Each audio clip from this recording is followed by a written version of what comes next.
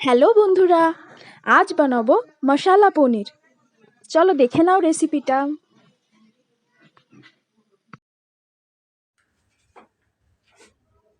Pan গরম হয়ে গেছে। প্রথমেই প্যানে সামান্য তেল দিয়ে দিলাম আর একটু বাটার দিয়ে দিচ্ছি।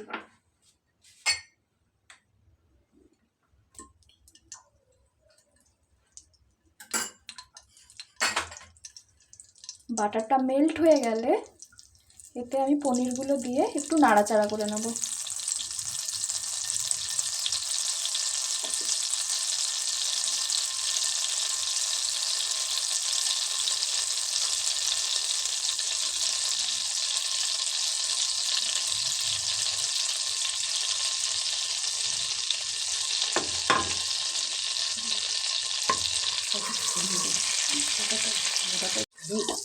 আরে বাবা, এটা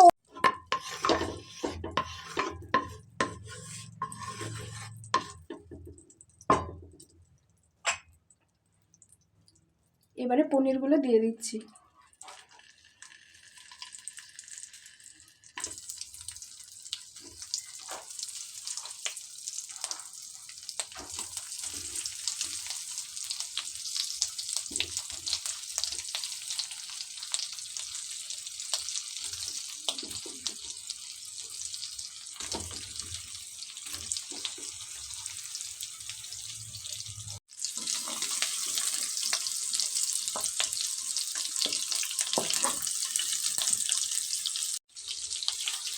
হয়ে গেছে পনিরগুলো, 2-1 মিনিট জাস্ট নাড়াচাড়া করে তুলে নিলাম।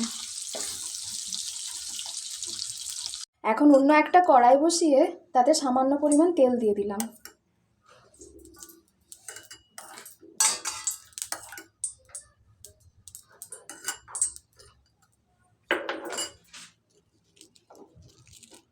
তেলটা একটু গরম হয়ে গেলে তাতে এই পেঁয়াজটা দিয়ে দিচ্ছি, গোটা গোটা করে কেটে রাখা পেঁয়াজ।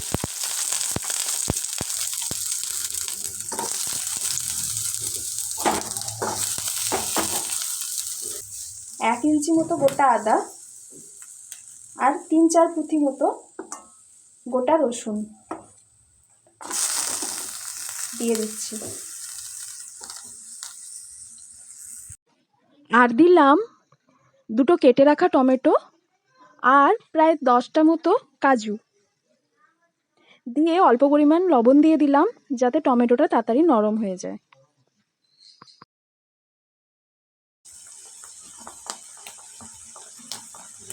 এইভাবে 3-4 মিনিট নাড়াচাড়া করে এটাকে বন্ধ করে দিতে হবে।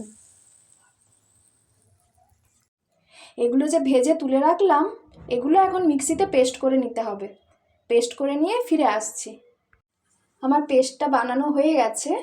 এখন আবার ওভেনে প্যান বসিয়ে দিলাম, দিয়ে তাতে সামান্য পরিমাণ তেল দিয়ে দিলাম।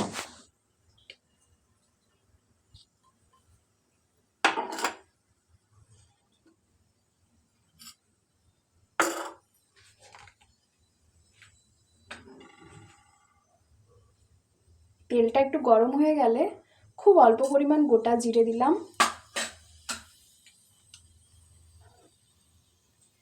আর দিলাম সামান্য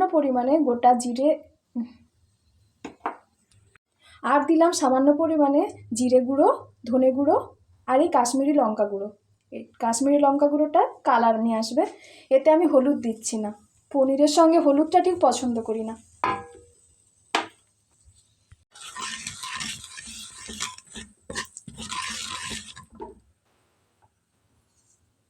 স্বাদ মতো লবণ দিয়ে দিলাম।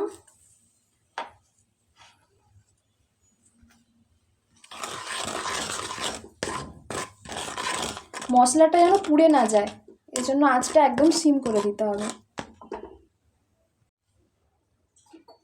এখন যে পেস্টটা আমি বানিয়ে রেখেছি ওটা দিয়ে দিচ্ছি।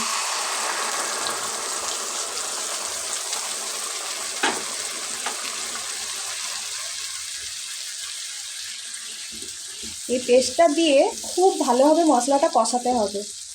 যতক্ষণ অবধি তেল না ছাড়ছে ততক্ষণ কষিয়ে যেতে হবে।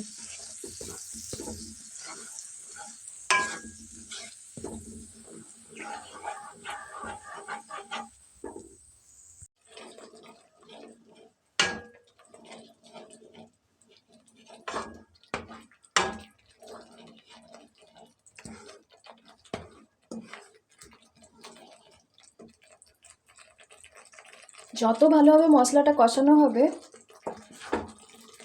তত ভালো টেস্ট হবে, তাই মশলাটা কষানো খুব দরকার।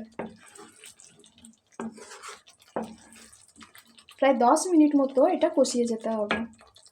আমার কষানো খুব ভালোভাবে হয়ে গেছে, তেলও ছেড়ে গেছে মশলা থেকে, আর কালারটাও বেশ সুন্দর এসেছে। এরপর নুন চিনি দিয়ে ফেটিয়ে রাখা এই টক দইটা দিয়ে দেবো।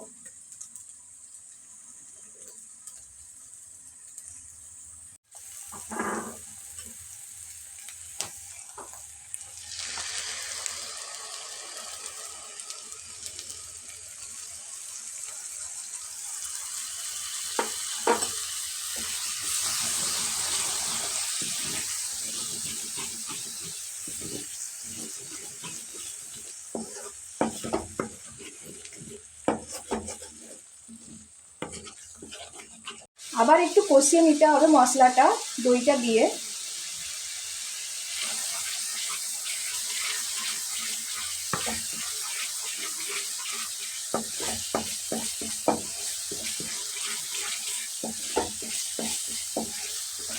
পেস্টটা যে বাটিটা রেখেছিলাম সেই বাটি ধোয়া জলটাও খুব সামান্য পরিমাণ দিয়ে দিচ্ছি।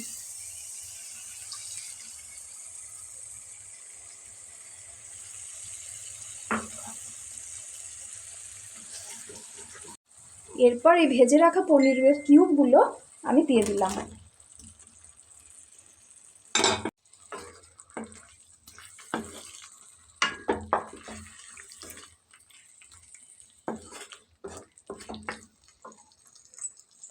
ভালোভাবে মশলার সাথে মাখিয়ে দিচ্ছি পনিরগুলোকে।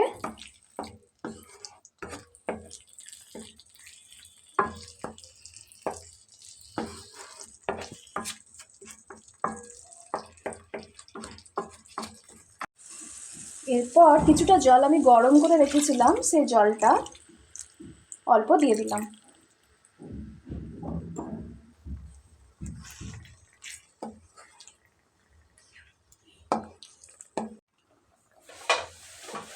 এরপর কিছুক্ষণের জন্য ঢাকা দিয়ে রেখে দিলাম।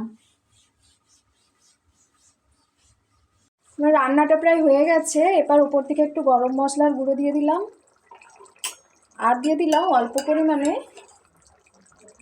বাটার। এরপরে উপর থেকে একটু কসুরি মেথি ছড়িয়ে দিচ্ছি।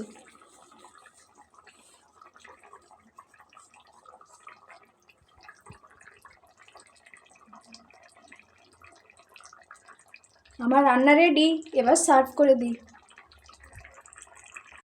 বন্ধুরা, এটা দেখতে যেমন সুন্দর হয়েছে, খেতেও সেরকমই অসাধারণ হয়। এটা তুমি ফ্রাইড রাইসের সাথেও খেতে পারো, কিংবা পোলাওয়ের সাথে, কিংবা গরম গরম পরোটার সাথে, জাস্ট জমে যাবে। যদি আমার রেসিপিটা ভালো লেগে থাকে অবশ্যই লাইক করো, শেয়ার করো, আর চাইলে পেজটা ফলো করে দিও। টাটা।